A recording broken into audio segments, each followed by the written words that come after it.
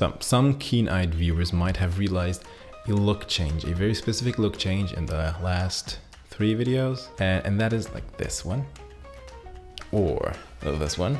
And it's the barrel distortion, because it's fisheye time, baby! What you been doing? What you gonna say?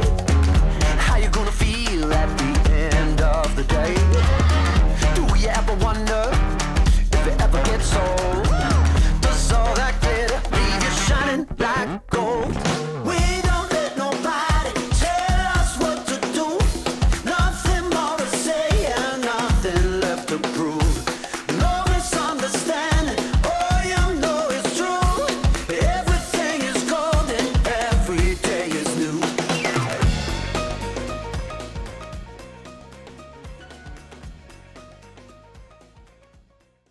So this is a wide angle adapter, and I saw this in Blaine Westropp's video. I'm just gonna show this right here.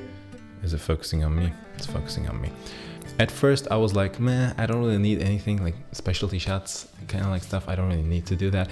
But then I had an amazing idea, because if you don't know, if you have not realized it yet, I'm a huge anamorphic lens fan. And the reason why I love them, the biggest reason why I love them, is this one, the barrel distortion, which I think just looks so cool.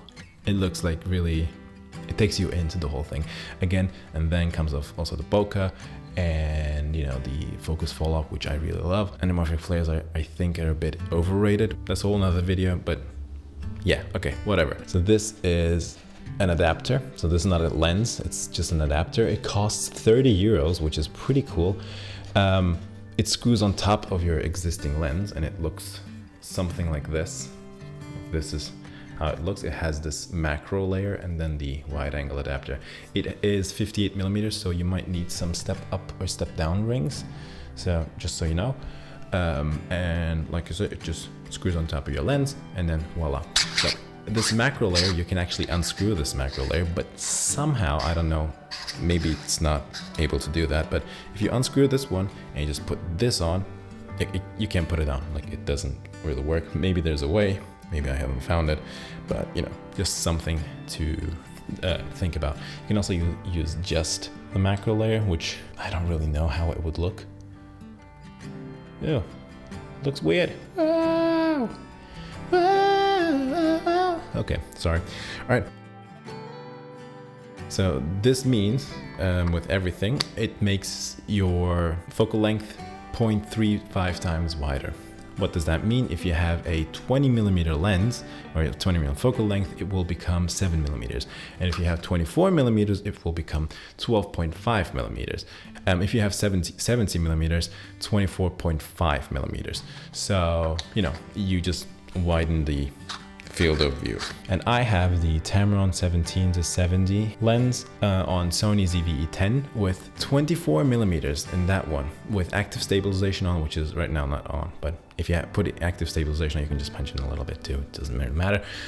When it's on, it becomes like the distortion becomes very reminiscent of, you know, anamorphic lenses barrel distortion, which don't come from me. I know it's not the same, and that's why I'm saying reminiscent. It's not the same, but it becomes very reminiscent of that, because I'm not like blown out like this, and the edges are really blurred, barrel distorted. The edges are really distorted. So this was the reason why I bought this one. So I'm going to show you the full focal length. So this is at 17 millimeters, which it flares, which we're going to talk about in a minute.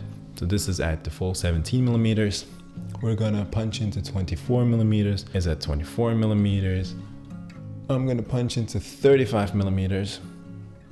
This is 50 millimeters, and then 70 millimeters.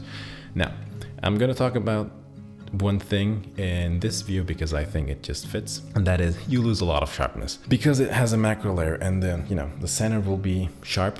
It's not going to be 100% sharpness of your normal lens, but it's going to be a little bit more sharper than the edges. And in the edges, you know, have a lot of like fall off, and chromatic aberration. I don't personally think that's a bad thing, which I think it gives it a bit more character to the whole image. But like if you're looking for a whole like everything's sharp and, you know, that kind of thing, This is not the one. You know what? I'm gonna use my phone to do that. It flares crazy. It flares beautifully, I think.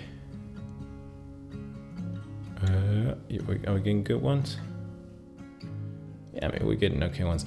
But as you can see, it flares very cool. You know what? I'm just gonna use my light, which I think it looks beautiful because of that macro layer and the fisheye and the whole thing and chromatic aberration and stuff. It just looks, I think it looks really pretty. But you know, if you're using an autofocus lens, it's gonna hunt crazy, like crazy, but I don't think it's a problem. It just looks really pretty, in my opinion, the flare. Yeah, other than that, I don't think there's a lot more to say about this. It costs 30 euros, like it's not the Opteka one, like in Blaine's video, because I couldn't find that in Europe. I'm in Germany, so I couldn't find that. And I'm just gonna, you know, link the whole thing down below too. I think it's super cool. Again, you can use it for a lot of specialty shots like I showed you in the beginning montage. And you can use it for like talking headshots like this, which, you know, I've been loving. I'm looking at that right now. I'm loving it. All right, I think this is it. I'll see you in the next one, I guess. Bye. I was gonna close it, but then I was like, okay, I'm not MKBHD. I don't know. But all right, bye. Alright, so right now we are looking at the middle of my desk. Our focus will be those little Oasis figures. And this is with the 17mm full, you're seeing the full frame, like this is an APS-C, but you know, you're seeing the full frame at 17mm. Right now we are at 17mm. This is us at 24mm, as you can see. Distortion on the edges there. And we're gonna slowly zoom into 24. This is 24mm. We're gonna zoom in to 35mm. As you can see, distortion is still going. Some chromatic aberration is super strong there. We're gonna slowly zoom into 35. This is 35mm. I'm going to zoom in at 50mm right now. The distortion in the middle has nearly, like, not completely, but gone away. But as you can see in the edges, there's a lot of like chromatic aberration and blooming happening. Thank you, macro layer. We're going to zoom into 50mm. We are at 50mm right now. And we are at full 70mm right now, which would be 24.5mm. So, and this would be the 70mm at its glory.